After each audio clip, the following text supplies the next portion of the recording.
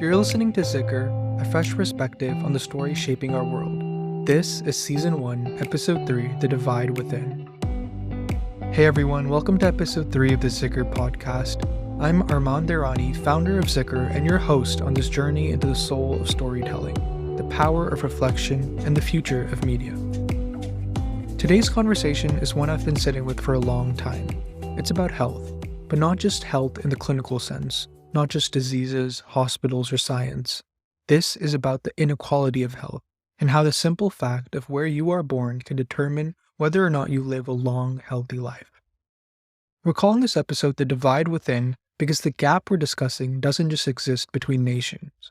It exists inside countries, inside communities, and even inside each of us. We start with this. In Monaco, the average life expectancy is nearly 90 years. In Sierra Leone, it's around 59. That's a 31-year gap, a difference of more than a generation. And it's not because people in Monaco are biologically superior. It's because they have access to infrastructure, education, clean water, sanitation, and a high-functioning healthcare system supported by wealth and policy. Now let's zoom in.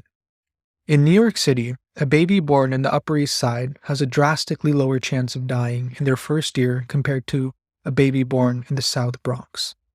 The infant mortality rate in the Upper East Side is around 0.8 per 1,000 live births, while in some Bronx neighborhoods it's 7.7 to 8.1 per 1,000. That means babies born just a subway ride apart are dying at 10 times the rate, and we call this the same city. This is the divide within, and here's where we dig deeper. Because these numbers are just the surface, the real story is about the systems that make this disparity possible. Let's talk about economics. Access to healthcare isn't just about whether a hospital exists. It's about whether you can afford to go, whether you have insurance, whether that insurance covers what you actually need, whether you can take time off work, whether you can get transportation, whether you speak the language, whether someone will take your pain seriously when you arrive. Globally, the divide is even sharper. Take COVID-19 as the most recent example. When vaccines were developed, wealthier countries pre-purchased billions of doses. Canada alone bought enough to vaccinate their population 5 times over. Meanwhile, countries across Africa and parts of South Asia waited months, sometimes over a year, for their first meaningful shipments.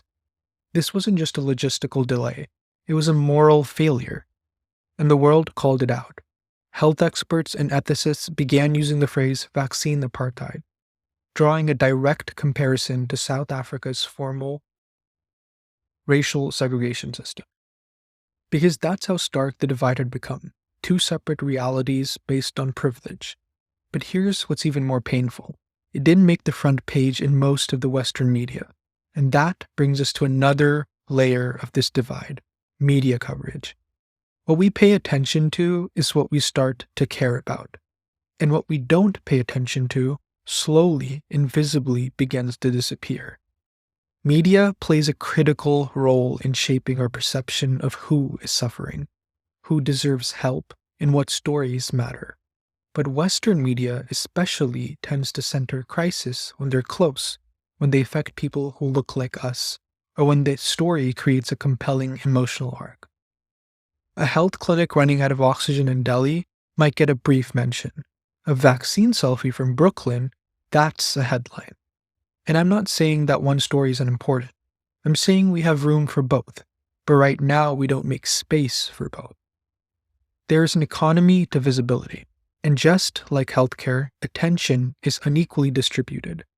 And when attention shapes policy, shapes donations, shapes political pressure, then invisibility is a form of violence. Let's shift a bit and talk about mental health, because the divide here is equally stark and yet far more hidden.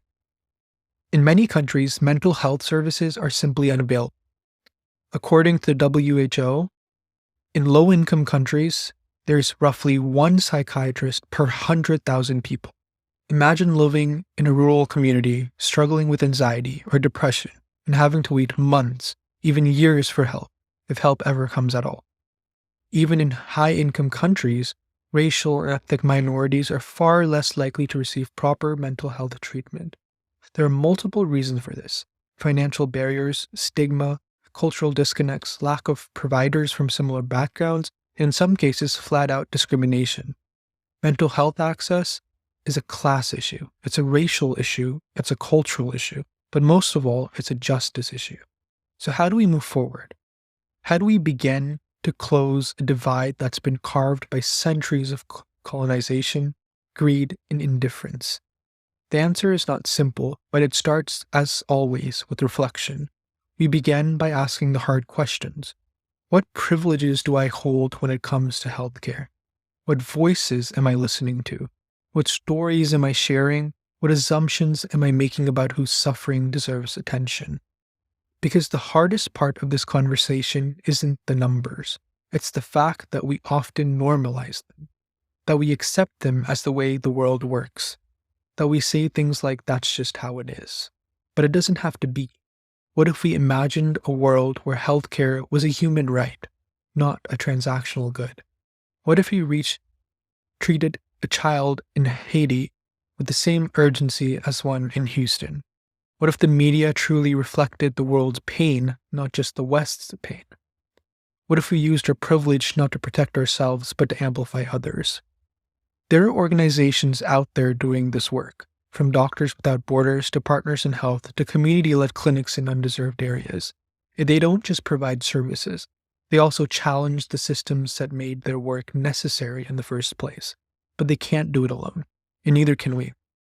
The divide within isn't just about the world out there, it's about what lives inside each of us.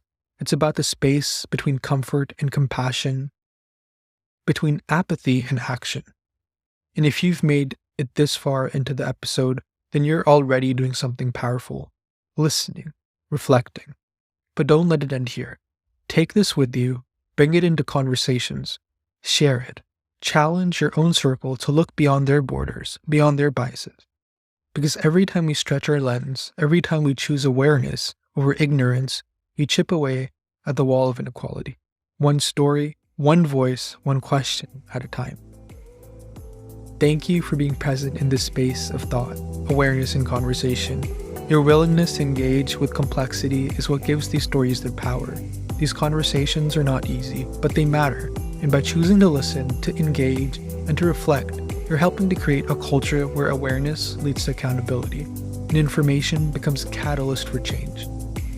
If today's episode challenged the way you see the world, or affirmed what you've always known, I encourage you to explore further.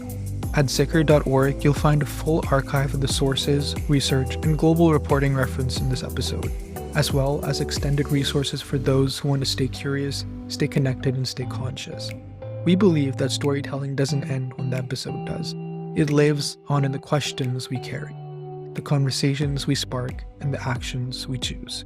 So until next time, stay informed, stay reflective,